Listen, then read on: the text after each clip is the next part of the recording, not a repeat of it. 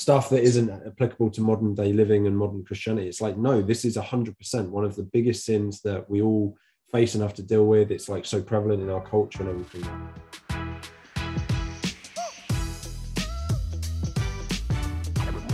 Welcome to the Bible in 1 Year podcast, brought to you by two Brits and a Bible. This is day 52, and today we're covering Numbers 23, 24, and 25. In Numbers 23, Balak and Balaam offer sacrifices. Balaam seeks God's will and blesses Israel against Balak's request. In Numbers 24, Balaam does not curse, but actually blesses Israel. Balak is angry, and Balaam predicts a star out of Jacob. And in Numbers 25, the Israelites sin with the Moabites. 24,000 of them die in plague. Phinehas kills Zimri, and the Lord's wrath is removed.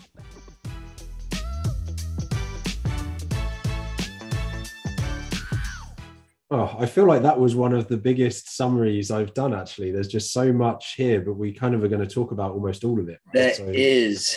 Yeah. Firstly, I think we need to touch on this whole Balaam versus Balaam versus Balam thing. Like, I think we're pretty much going with Balaam, but Balaam might slip in every now and again. Yep, I think that's exactly right. Although, you know what, when I was reading this and going through it, I realized we've had the discussion Aaron versus Aaron quite a lot. And at no stage have we called him Aaron.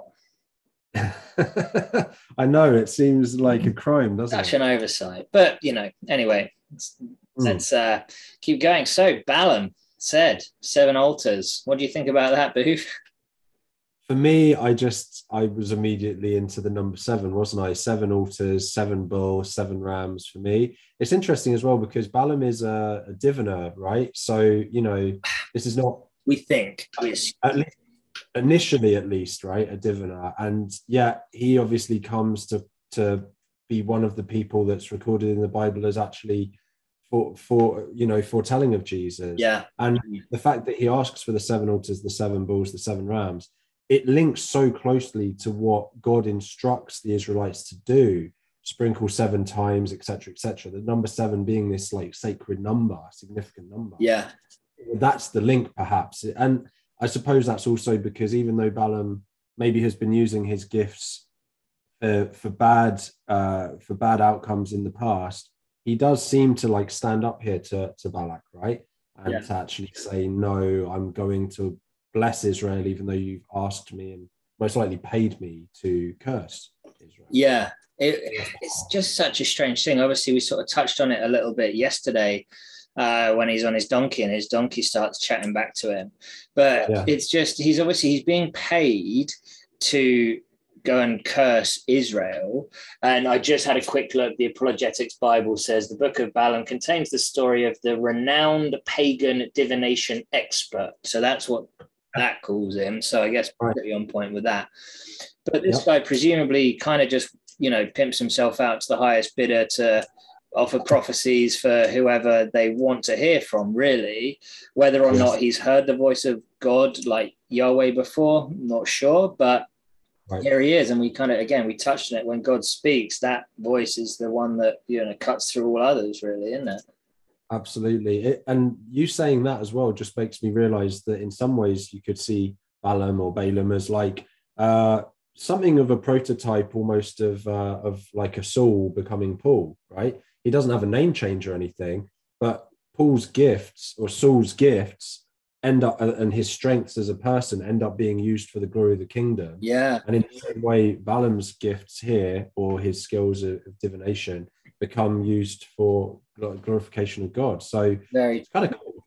Yeah, and that kind of brings me on to the point, because we don't really know out the back of this what then Balaam went off and did, but I just love at the end of this. So I think it was 3 attempts where Balak's like, come and curse these guys, I'll do all these things, spend all this money building altars and everything.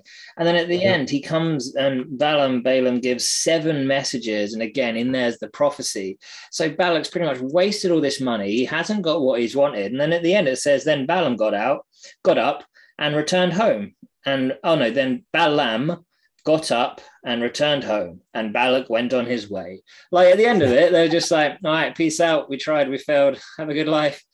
Just nothing else to say. And I don't know whether anything else in the Bible, despite having read it before, ever is mentioned again of this dude, right? It's yeah. There are awesome cliffhangers or like these awesome little threads sometimes. So it's also, who was it? Was it Elijah just walks off to be with the Lord, like just never dies? Yeah. There are these moments of things that we're just, I think, not supposed to know really. And that there are just these like, you know, these moments where God's infinite power and wisdom and everything just can't fully translate into something we'd understand. Yeah. So there you go. For sure. I love some of the things in the prophecy as well. So I like water will flow from their buckets, their seed will have abundant water. It reminds me of the concept of Jesus's living water, this idea that you'll never thirst if you drink Jesus's water. Yeah. And then obviously the classic major one, right? Numbers 24:17. I behold him, but not near. A star will come out of Jacob. A scepter will rise out of Israel. He will crush the foreheads of Moab, the skulls of all the people of Sheth. And again, it's just so blatantly, obviously Jesus, in the same way that there are bits of Isaiah 53 and so on. It's just like, who else could it be? How more obvious can this be? Yeah, precisely. And I know in the reading plan, one of the ladies reading along with us was questioning that. And is this Jesus? And yes, it is. And, you know, the whole, I suppose, the destroying the survivors of this city part is slightly questionable on, I don't know. I don't know whether you do, the details of that.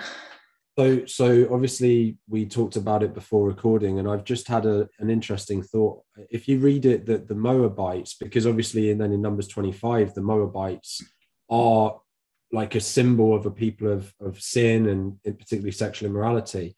This idea that Jesus will come and crush the foreheads of the Moab and the skulls of the people of Sheth. If those people are just meant to be symbols of sin and death, right, then that prophecy is 100% fulfilled.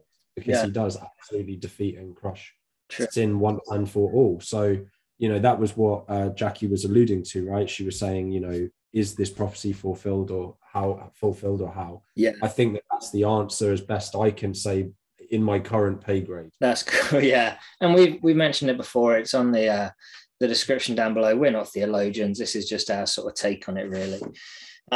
You know, that segues pretty nicely into it, because it then goes on to say in the beginning of 25 how Moab seduces Israel is the title in my version.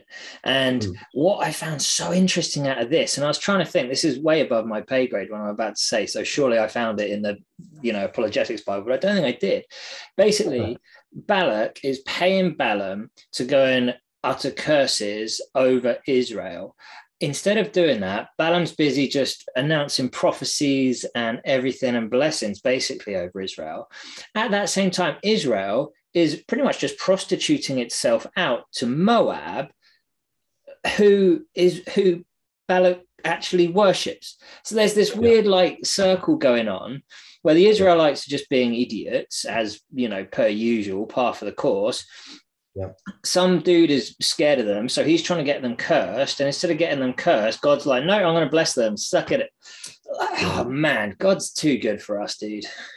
That's it. That's what it says to me, is just God's faithfulness. Like, even as the you know, falling into indulging in sexual immorality with the Moabite women, Numbers 25:1, yeah, as you say, even a diviner is being used for the good of the kingdom and ultimately eventually for the glory of God, which is what it's all about.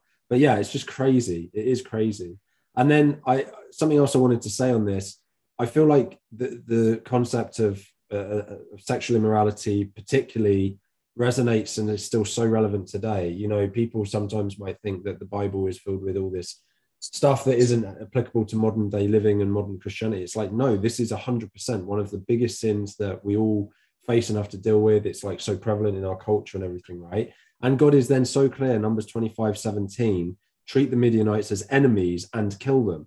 So God takes these corrupting influences incredibly seriously. It reminds me of Paul saying to marry other Christians and not anyone else. And it also, I suppose, reminds me of Jesus saying, you know, if your right hand caused you to sin, cut it off, and so on. True. And then you get absolute legends like Phinehas, who stabs a spear through, was it an Israelite man and a Midianite woman, just because God said so. Friggin' badass. Zimri and Cozbi. Gusty. All right. Well, you know what? Thanks for listening or watching. Engage with us on Insta, 2 Brits and a Bible. And please consider liking and subscribing to help spread the word of God.